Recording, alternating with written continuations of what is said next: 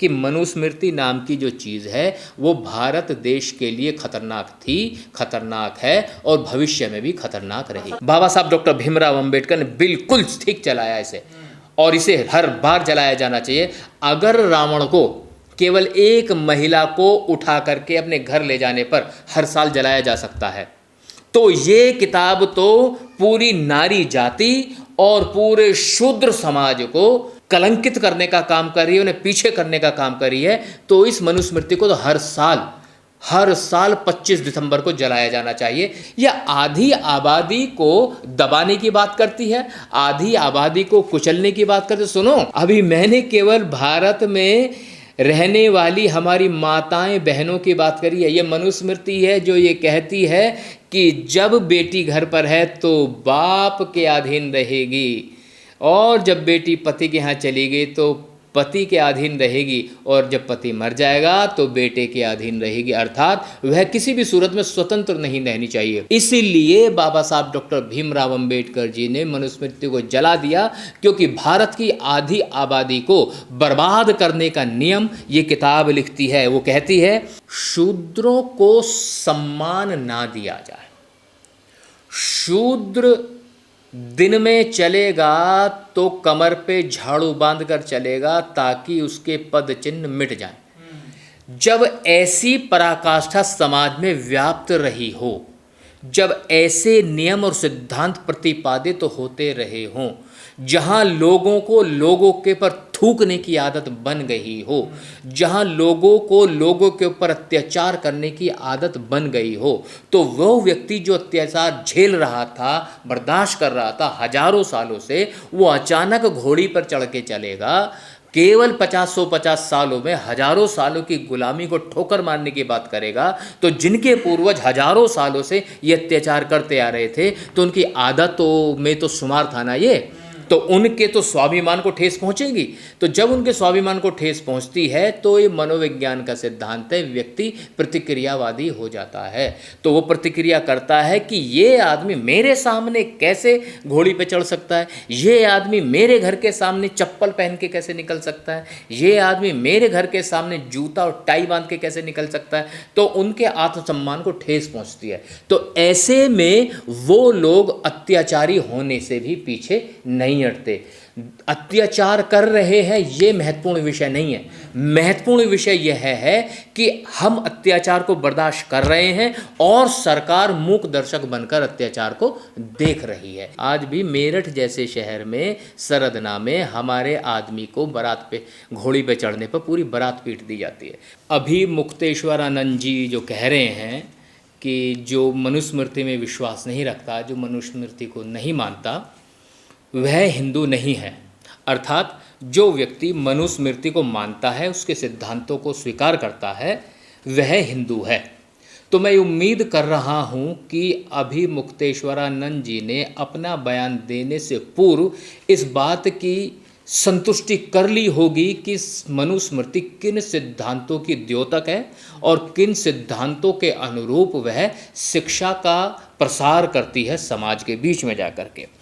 मैं उम्मीद करता हूँ कि अभी मुक्तेश्वरानंद जी को बिल्कुल पता होगा कि डॉक्टर भीमराव अंबेडकर जी ने अगर इस तरह के काले कानूनों की एक पुस्तक का विरोध किया था, उसे जला दिया गया था, तो उन्हें इस बात का इल्म होना चाहिए कि एक विद्वान व्यक्ति ने जब इस किताब को काला किताब कह दिया, इस किताब को जला दिया, उसके बावजूद भी वर्तमान में अभी मुक्तेश्वरानंद जी अगर ये कह रहे हैं कि जो व्यक्ति मनुस्मृति को स्वीकार करता है वही हिंदू है, तो वो अपने दृष्टिकोण से ठीक कह रहे हैं। और मैं ये साबित करना चाहता हूँ कि मनुस्मृति एक काली किताब थी, काली किताब है।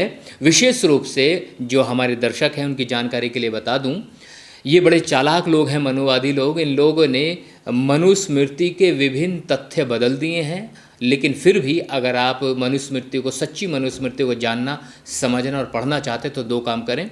या तो बाबा साहब के द्वारा लिखे गए विभिन्न वॉल्यूम जिसमें मनुस्मृति का संज्ञान दिया गया है, आप उसे पढ़ें। दूसरा, कुल्लुक भट्ट के द्वारा लिखी गई मनुस्मृति को ही आप अध्ययन करें, तो आपको पता चलेगा कि सच्ची मनुस्मृति क्या है। सच्ची मनुस्मृति क्या कहती है? सच्ची मनुस्मृति कहती है, ब्राह्मणम न हन्यदति धर्म, अर्थात ब्राह्मण को ही किसी भी स्थिति में नहीं मारा जा सकता। यही धर्म है, भले ही उसने सही किया हो अथवा गलत किया हो या कितना भी बड़ा अपराध कर दिया गया हो, उसे किसी भी स्थिति में मृत्यु की सज़ा नहीं दी जा सकती। तो विशेष रूप से अगर आप मनुस्मृति को समझेंगे तो आप पाएंगे कि एक निश्चित जात वाले लोगों के संरक्षण में ही विशेष रूप से मनुस्मृति सिद्धांतों का नियमन करती है। वो ये कहती है, न स्त्री स्वतंत्रयम हर्यति, अर्थात स्त्री किसी भी अवस्था में स्वतंत्रता की अधिकारी नहीं हो सकती। अर्थात मनुस्मृति एक तरफ पूरी तरह से ब्राह्मणों का बचाव करती है, वो कहती है कि ब्राह्मण ही को किसी भी स्थिति में नहीं मारा जा सकता। दूसरी तरफ ये कह रही है कि नारी को स्वतंत्रता देनी ही नहीं चाहिए। अभी वर्तमान में जो पाकिस्तान से युद्ध हुआ तो 2 नारी हमारे सामने आई और उन नारियों के नेतृत्व में पाकिस्तान को बड़ा करारा जवाब दिया गया। मैं अभी मुक्तेश्वरानंद जी को बताना चाहता हूँ, अगर मनुस्मृति होती और मनुस्मृति को मानने वाले और लागू करने वाले लोग इस देश में होते तो इंदिरा गांधी प्रधानमंत्री नहीं बन सकती थी। अगर मनुस्मृति को मानने वाले लोग इस दुनिया में होते, इस देश में होते, तो बहन मायावती मुख्यमंत्री नहीं बन पाती, जयललिता जैसी नेता भारत में पैदा नहीं होती, दीदी के जैसी नेता भारत में पैदा नहीं होती, और हमारे राष्ट्रपति पद तक भी हमारी महिलाएं पहुंची हैं। तो ये मनुस्मृति की देन नहीं है, ये बाबा साहब डॉक्टर भीमराव अंबेडकर जी के द्वारा लिखे गए संविधान के देन है। इसीलिए बाबा साहब डॉक्टर भीमराव अंबेडकर जी ने मनुस्मृति को जला दिया, क्योंकि भारत की आधी आबादी को बर्बाद करने का नियम ये किताब लिखती है। वो कहती है, उपेक्षिता भर्त्यमती रोक्षणेन व्याधि तापिवा नाति करामेत पतियम जीवंतम सा चेहते सुखी भवंतुम। मतलब पति द्वारा उपेक्षित होने पर भी, पति द्वारा रूखा व्यवहार किए जाने पर भी, अथवा वह अगर स्वयं बीमार भी है तो भी पत्नी को पति की आज्ञा का पालन करना पड़ेगा अगर वह सुखी रहना चाहती है। तो यह पुस्तक क्या कह रही है? यह आधी आबादी को दबाने की बात करती है, आधी आबादी को कुचलने की बात करती है। सुनो, अभी मैंने शूद्रों की बात नहीं करी है, अभी मैंने केवल भारत में रहने वाली हमारी माताएं बहनों की बात करी है। ये मनुस्मृति है जो ये कहती है कि जब बेटी घर पर है तो बाप के अधीन रहेगी, और जब बेटी पति के यहाँ चली गई तो पति के अधीन रहेगी, और जब पति मर जाएगा तो बेटे के अधीन रहेगी। अर्थात वह किसी भी सूरत में स्वतंत्र नहीं रहनी चाहिए। ये मनुस्मृति को मानने वाले लोग ही तो कहते हैं। ये मनुस्मृति को मानने वाले लोग जब समाज में जाते हो, गांव में जाते हो, गली कस्बे में जाते हो, तो वहाँ जो बड़े बुजुर्ग हैं आज भी वो ये कहते हैं, इनको मानने वाले लोग, कि नार नहीं नारंगी है, नारंगी नहीं रसरंगी है, ढकले तो पूरे कुल कोई ढकले, नहीं तो नंगी की नंगी है। ये कहते हैं मनुस्मृति को मानने वाले लोग, जो नारी को आगे आने देना नहीं चाहते, नारी को अधिकार देना नहीं चाहते, नारी को स्वतंत्र करना नहीं चाहते। मैं तो इस बात पे खुश हो सकता था अगर कुछ अच्छे सिद्धांत मनुस्मृति में लिखे होते।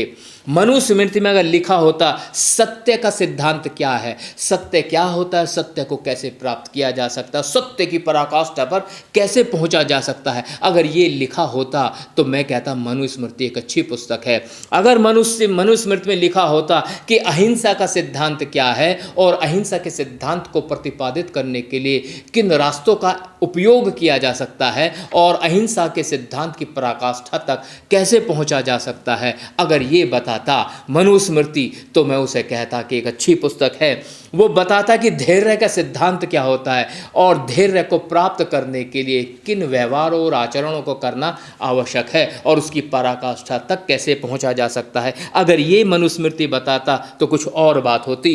अगर वो बताता कि करुणा का सिद्धांत क्या है और करुणा को जीवन में उतारने के लिए क्या उपाय किए जा सकते हैं और करुणा की पराकाष्ठा को कैसे प्राप्त किया जा सकता है, तो मैं कहता मनुस्मृति बेहतर ग्रंथ हो सकता था। कर्तव्य परायणता, स्वावलंबन का सिद्धांत, संयम का सिद्धांत, संतोष का सिद्धांत और सर्वोपरि न्याय का सिद्धांत। न्याय का सिद्धांत तो उसमें है ही नहीं। तो फिर ये अभिमुक्तेश्वरानंद जो अंधविश्वासी पाखंडी व्यक्ति है, यह किस आधार पे कह रहा है कि मनुस्मृति बेहतर पुस्तक है और जो लोग मनुस्मृति को मानते हैं वही हिंदू हैं। ठीक है भैया, तुम अच्छा कह रहे हो, जो मनुस्मृति को मानते हैं वही तो मनुवादी हैं। इसी बात को तो मान्यवर साहब काशीराम कह रहे थे, हम भी तो यही कह रहे हैं, जो मनुस्मृति को माने वो मनुवादी और जो मनुस्मृति को ना माने वो मानवतावादी, जो वो अंबेडकरवादी, वो बुद्धवादी। जो बुद्ध के मार्ग पे चलेगा वो मानव मानव एक समान होने के सिद्धांत को सर्वोपरि मानेगा। और अभी मुक्तेश्वरानंद जो पूरी तरह से नारी के विरुद्ध जाने वाले ग्रंथ का समर्थन करता है, और जो समर्थन करता है ऐसे ग्रंथ का, जो ग्रंथ ये कह रहा है यस्य तु शूद्रः द्विजातीनां प्रोहितम करिष्यति राजा तक्षणमेव यद्धा च धर्मत्त संवृत्त।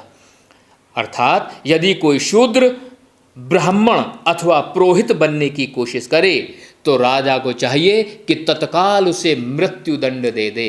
अर्थात यह मनुस्मृति पूरी तरह से अब शूद्रों के खिलाफ काम कर रही है। अगर मैं मान्यवर साहब काशीराम के बहुजन के सिद्धांत को मानूं तो SC ST OBC ये अगर मैं जोड़ दूं तो ये सारे के सारे लगभग 85% है, क्योंकि अदर कन्वर्टेड माइनॉरिटीज़ में भी यही लोग हैं, कन्वर्टेड माइनॉरिटीज़ में यही हैं। तो 85% तो हो गए SC ST OBC और माइनॉरिटीज़, और इनकी महिलाएं और सवर्णों की महिलाएं भी अगर मैं जोड़ दूं तो ये लगभग 90% से ज़्यादा हो जाएगा। तो 90% लोगों के खिलाफ जाकर के तुम बात कह रहे हो अभी मुक्तेश्वरानंद जी, ये लाल जोगा पहनने से कोई अक्लमंद नहीं हो जाता, मूर्खों के सींग नहीं होते हैं। अक्लमंदी इसमें होगी कि आप पहले मनुस्मृति को पढ़ लें, विशेष रूप से कुल्लुक भट्ट की मनुस्मृति को पढ़ें और बाबा साहब डॉक्टर भीमराव अंबेडकर के द्वारा प्रतिपादित सिद्धांतों को समझ लें, तब तुम्हें समझ में आएगी मनुस्मृति क्या है। मुक्तेश्वरानंद जी, किसी के ऊपर यूं ही कटाक्ष करने से आपको कुछ भी प्राप्त नहीं हो। और हाँ, राजनीति करने तो खुल के आ जाओ मैदान में, योगी भी तो आया हुआ है ना, आप भी आ जाओ, खुल के आ जाओ, फिर अच्छे से बात करेंगे। खराब है ये किताब, और जैसा आपने भी बताया, उदाहरण दिया, तो फिर शंकराचार्य क्या साबित करना चाहते हैं? क्या गुलाम बनाने की वो बात कर रहे हैं सबको? शंकराचार्य की हद से ही बाहर है कि वो किसी को गुलाम बना सके। शंकराचार्य एक सस्ती लोकप्रियता हासिल करना चाहता है वो व्यक्ति, केवल वो ये चाहता है कि उसके बारे में चर्चा होने लगे, समाज उसके संबंध में चर्चा करने लगे, क्योंकि काली किताब तो है ही, काली किताब है, इस बात को तो बाबा साहब डॉक्टर भीमराव अंबेडकर ने साबित कर दिया। और अगर वो बहुत बढ़िया किताब होती तो बाबा साहब पे मुकदमे क्यों नहीं चले, बाबा साहब को उठा के बंद क्यों नहीं किया गया? उस समय भी तो पुलिस थी ना, उस समय भी तो सरकारें चल रही थी। सर आम साधु संत नहीं है तो शंकराचार्य है ना, हिंदू धर्म में 4 शंकराचार्य है, तो उनमें से एक ये है ना। देखिए सर, आपकी बात का मैं समर्थन करते हुए ये कहना चाहूँगा, पहली चीज़ तो Shankaracharya, who the hell the Shankaracharya is all about, कौन होता है शंकराचार्य, कौन सी ऐसी संस्था है जिनने इनको जो है क्या बोलते हैं उसको पीठासीन बना दिया, या फिर इनको सपोज करो अगर किसी को IAS बनना है तो UPSC का एग्जाम पास करके जाएगा ना, तो इनका भी तो कोई तिकड़म होता होगा, या वैसे ही खामे खा लेना, एक न देना दो, प्यार मोहब्बत होने दो, घुसा दिया इन्होंने खामे खा के झूठे। भाई भारत के सुप्रीम कोर्ट ने साफ कह दिया कि हिंदू धर्म नाम की कोई चिड़िया भारत में उड़ती नहीं है, कोई नहीं है। उसके बावजूद भी ये हिंदू हिंदू हिंदू डकराए जाओ, उससे क्या फ़र्क पड़ रहा है? उससे कोई फर्क नहीं पड़ने वाला। अंततः ये जो मनुस्मृति के सिद्धांत है ब्राह्मण धर्म है, ब्राह्मण धर्म को ही ये हिंदू धर्म कह रहे हैं, और हिंदुओं की संख्या बढ़ाने के लिए सारे प्रोपेगेंडा रचे जा रहे हैं। राहुल गांधी को कोई फर्क नहीं पड़ेगा इनके निकालने से। भाई राहुल गांधी हिंदू है कहाँ, और उसे हिंदू होने की आवश्यकता भी क्या है? मैं अगर उसके परिवार को देखता हूं तो परिवार के विभिन्न लोगों ने विभिन्न धर्म के लोगों के साथ शादी ब्याह रचा रखे हैं। तो ऐसे में बाबा साहब डॉक्टर भीमराव अंबेडकर का जो सिद्धांत था कि अंतरजातीय विवाह करो, इंटर रिलीजन मैरिज करो, तो वो उनके यहाँ तो हो रखा है। अब उससे फर्क क्या पड़ता है कि वो हिंदू है या नहीं है? वो भारत का एक नागरिक है। मैं यहाँ राजनीतिक रूप से किसी को सपोर्ट करने के लिए ये बात नहीं कह रहा हूँ, मैं इस बात को आधार बना के कह रहा हूँ कि वो पहली चीज़ तो वो अथॉरिटी कौन है जिसे वो कह सकता है राहुल गांधी जो है बाहर है, हिंदू धर्म से बाहर है। धर्म संसद में उन्होंने प्रस्ताव पास किया ना सर, ये देखिए। धर्म संसद के होने से फ़र्क क्या पड़ता है? इनका धर्म संसद का कोई वैल्यू नहीं है। हमारे देश में केवल एक ही संसद है जिस संसद में चुने हुए प्रतिनिधि जाते हैं। क्या वहाँ पर ये प्रस्ताव पास हो गया? अगर तो पास हो गया तो मैं नतमस्तक होकर स्वीकार करूँगा, क्या है किसी में इतनी औकात जो इसे वहाँ पास कराए? सबसे पहले तो मैं ये बता दूं, आरएसएस प्रमुख जो है वो भ्रम में है कि भारत में रहने वाले हर व्यक्ति का डीएनए एक है। बिल्कुल गलत है। अगर आप मान्यवर मेश्राम साहब को सुनेंगे और उनके द्वारा प्रतिपादित सिद्धांतों को समझेंगे जो उन्होंने बताया, तो पता चलेगा भारत के मूल निवासियों का डीएनए और भारत के बाहर से आए हुए ये यूरेशियन ब्राह्मण जो है उनका डीएनए, उनमें फ़र्क है। तो भारत से बाहर के जो लोग हैं उनके डीएनए का मैच हमारे देश के मूल निवासियों से हो ही नहीं सकता, तो यहाँ तो उनका सिद्धांत खारिज हो जाता है। दूसरी बात ये है कि ये जो आरएसएस प्रमुख हों या अभी मुक्तेश्वरानंद जी हों, इनके आपस में कैसे संबंध हैं, किन किन विचारों पर ये सहमत हैं, किन किन विचारों पर ये सहमत नहीं है, ये उनका व्यक्तिगत लेना देना है, उससे हमारा कोई लेना देना नहीं। बट हम तो इस बात का खंडन करते हैं कि मनुस्मृति नाम की जो चीज़ है वो भारत देश के लिए खतरनाक थी, खतरनाक है और भविष्य में भी खतरनाक रहेगी। लोगों को कंफ्यूजन है, ये मनुस्मृति धर्म ग्रंथ है या फिर ये कानून एक वो था, विधान था एक मनु का? बहुत अच्छा सवाल आपने पूछा। ये धर्म ग्रंथ नहीं है। ये जो मनुस्मृति है, इस मनुस्मृति के आधार पर समाज की संरचना तय की गई थी।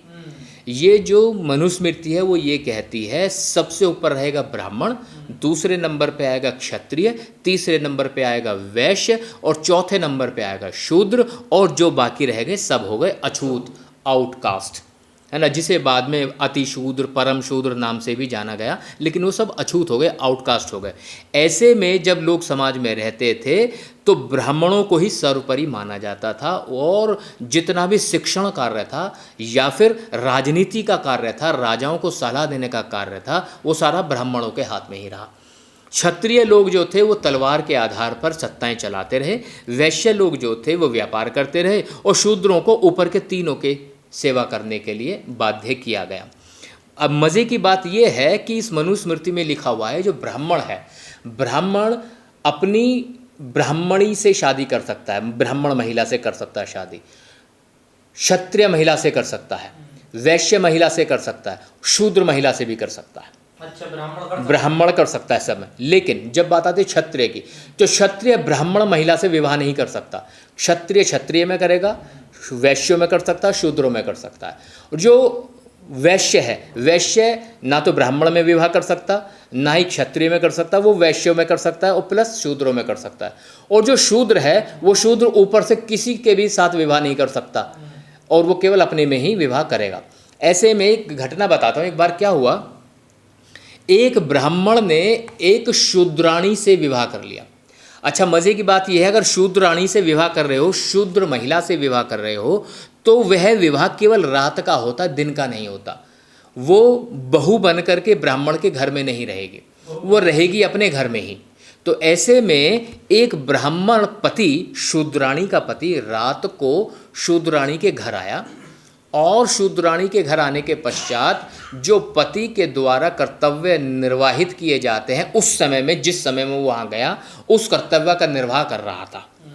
लेकिन समाज दिन में नहीं, रात में। अब ऐसे में उसको प्यास लगी। अब जब प्यास लगी तो उसके सामने धर्म संकट खड़ा हो गया। धर्म संकट ये था कि भाई मैं तो शूद्र के घर में हूँ, अब शूद्र के घर में पानी कैसे पी सकता हूँ? ये तो बड़ी दुखद बात हो गई।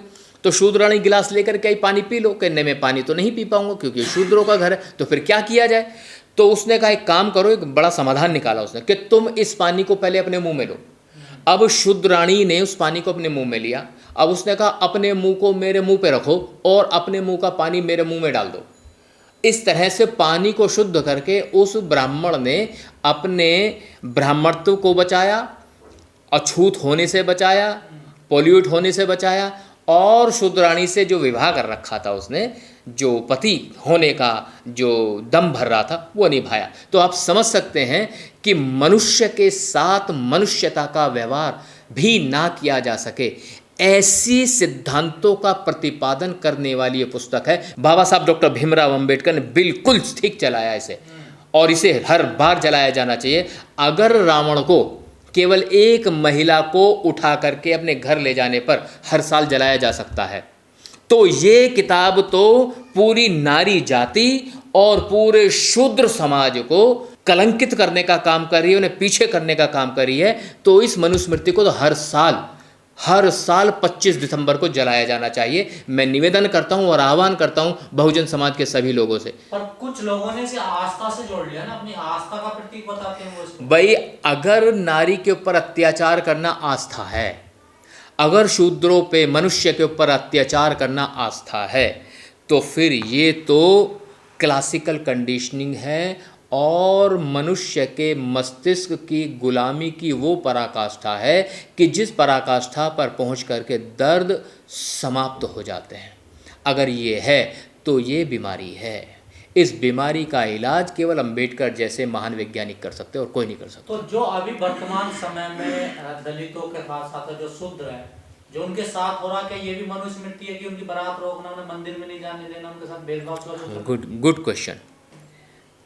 शूद्रों को सम्मान ना दिया जाए, शूद्र दिन में चलेगा तो कमर पे झाड़ू बांध कर चलेगा ताकि उसके पद चिन्ह मिट जाए।